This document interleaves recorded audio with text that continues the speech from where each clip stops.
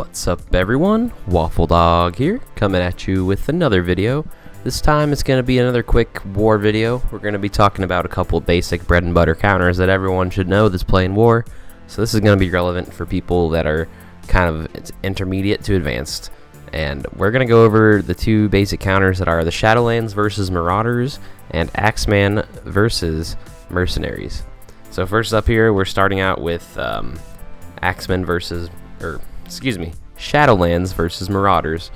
We have a security debuff on us, but we also have the deflect to attacking allies bonus. And yeah, let's just dive right in here. It is worth noting this is a Marauders with Minerva, so they're slightly better than your average Marauders. Interestingly enough, the whole alliance, We Are Groot, runs their Marauders without Sabretooth, and that can be detrimental sometimes. So anyways, spawn in Shadowlands, you get offense up for 2 turns, and also Electra, if you have her passive T forward, will give your guys evade and stealth, and that's really helpful. The way I lay this out, I like to have Night Nurse in the middle because she's actually the tankiest on the team, even though she's also the healer. And then as well, in addition to that, you want to have White Tiger be in front of Electra so that she can be stealth as well. You just want to hide her from any shenanigans that could happen. Moon Knight's going to go quick enough with his ult that you're not going to have to worry about it, but White Tiger is really the engine that makes this team run, so you want her to survive.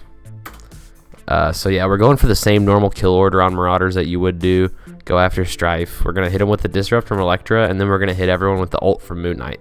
So now there's a lot of disrupts out on the field. There's an offense down on Minerva, funnily enough, and then heal blocks everywhere. So yeah, the White Tiger ability though, Stalking Slasher special, as well as applying heal block and disrupt, and bonus attacking a bunch and doing a bunch of piercing. In war, it'll ability block for 2 turns, so that's key for this matchup. You want to do that to Emma. If you ability block Emma for 2 turns, it's going to prevent her from cleansing all these other negative effects that you just put down with Moon Knight, so that's very important.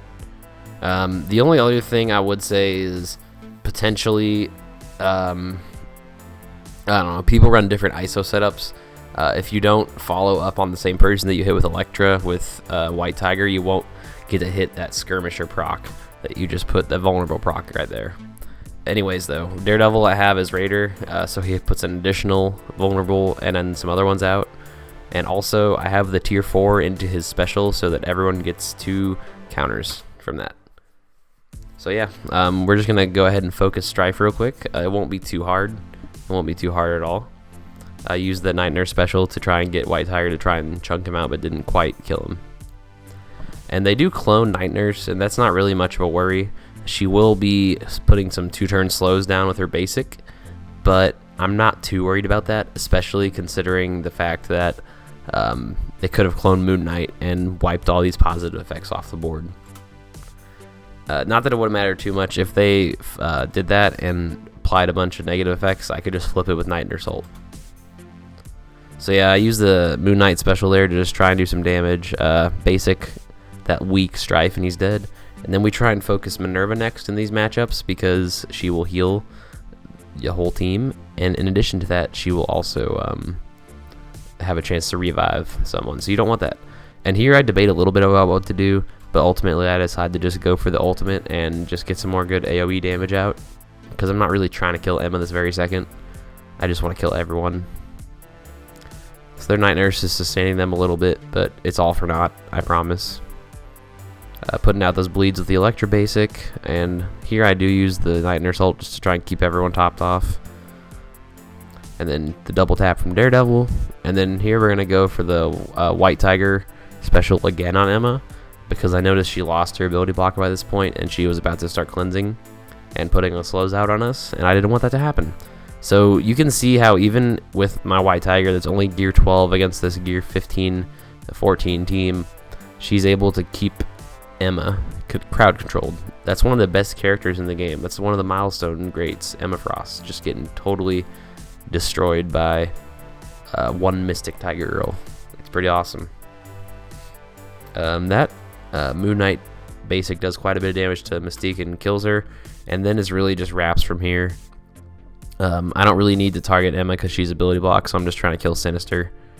before he heals. And that won't be too hard at all, as you can see. Shadowlands and War is the premier War attack team for now. It's kind of tied with X Factor. They're both really great. They have their own uses in their own places. And yeah, just like that, really easy. Go for the slow-mo kill on Emma with Electra. There you have it. This is a bread and butter counter for this team. Marauders can get punched up on very big by the Shadowlands. Alright, and now let's go to the next game. Okay guys, here we are back with the next matchup of this. It's from the same war against We Are Groot again. It's kind of a weird Mercs. I would never recommend you build your Mercs like this. They have a Gear 15 Lieutenant and Shuri, but only 13 on Taskmaster and Killmonger. Not many negative debuffs happening either, so I'm pretty confident in this punch across. This could even be a punch up, considering how big my Axemen are. I'm kind of running the safe setup on Axemen as well, where I have Jubilee and Bishop as strikers, Kitty and Iceman as skirmishers, and then keeping Beast as a healer, just because him as a healer is, I think, really great. He's one of the best healers in the game. He'll take turns like crazy, he'll heal like crazy, he just does everything you want. Another thing to note about my Axemen and how they're built, I think it's beneficial to try and keep them as close to maxed on Bishop, Beast, and Jubilee as possible. So here's one reason why I really like going in with the Axemen on Mercs, is that Bishop is going to take a bunch of that upfront damage. He has damage reduction while he's taunting, and he's got a big health pool and some good armor, so you're going to be able to take quite the abuse from Taskmaster and his passive and stuff. So basically in that first turn, nothing really happened except for me specialing the Merc Lieutenant. Just kind of letting the Mercs do their mercenary thing. Axemen are a team that can survive it very easily. Some teams you get kind of worried as it keeps going on. And here, I make a slight misplay. I think the right play would actually be to use the Kitty Pride special to flip that taunt into a defense down, and this would have one-shot him. But it's okay. You can afford some little misplays in a punch across like this. Anyways, we do get lucky though. It does work out in our favor because he ended up with the blind and disrupt, and now we get to spread that to everyone. We could have used the Beast basic there to flip. I think that was another slight misplay by me. I think I could have used the Beast basic to flip those buffs that Shuri and Taskmaster have, and it really would have helped me take them out faster. But yeah, it's really a fairly standard fare of punching across with this. You just want to kill the people you know you can kill quickly, so you can get those resets, get that turn meter filled up with Axemen, and you can keep going at the enemy with them. They're equal parts a great raid team. Well, I should say they're one of the best, if not the best raid teams. And they're also a great war attack team. I think they're better on offense than defense because you're controlling them and they require your control, I believe. And that's just my opinion on it. We're just going to keep on trying to lay in the Taskmaster here. He is the one that's putting all these skirmisher procs out on me, so that's why I did decide to focus him. I think that was the right idea. This would have been a good time to just basic him or something, having not used that ability earlier, but there I get the stun off on him, and that's enough to finish him off. So easily enough, Taskmaster goes down. I try to focus on Merc Lieutenant here next because I feel like he's going to drop very quickly, but he just keeps healing. So that is what it is. It's only a matter of time. They're only really preventing the inevitable. They've lost Taskmaster. They're kind of just hanging on by a thread at this point. That's why you want to focus him, because once Taskmaster dies, the Mercs really fall apart, especially this kind of traditional Merc.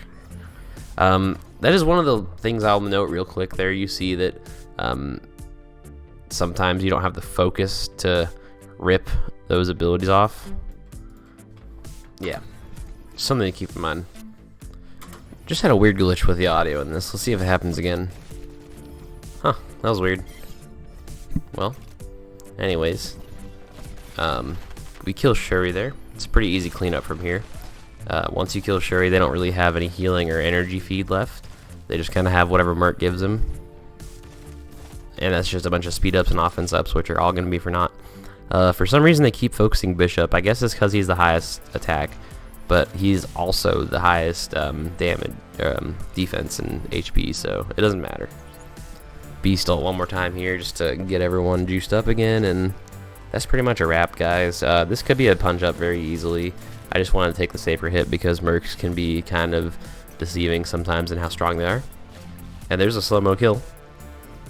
I will be displaying my T4s for both my Shadowlands and my Axemen. Obviously, Shadowlands are a very T4 intensive team, where Axemen are not.